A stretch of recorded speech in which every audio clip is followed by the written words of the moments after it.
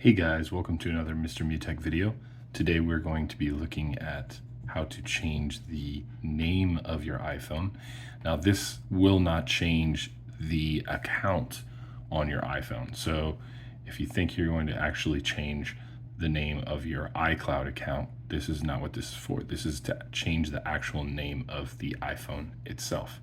So I'm going to go ahead and show you how to do that. So you're first going to want to go into settings, and then you're going to scroll down until you get to general, tap on general, and then you're going to tap on about.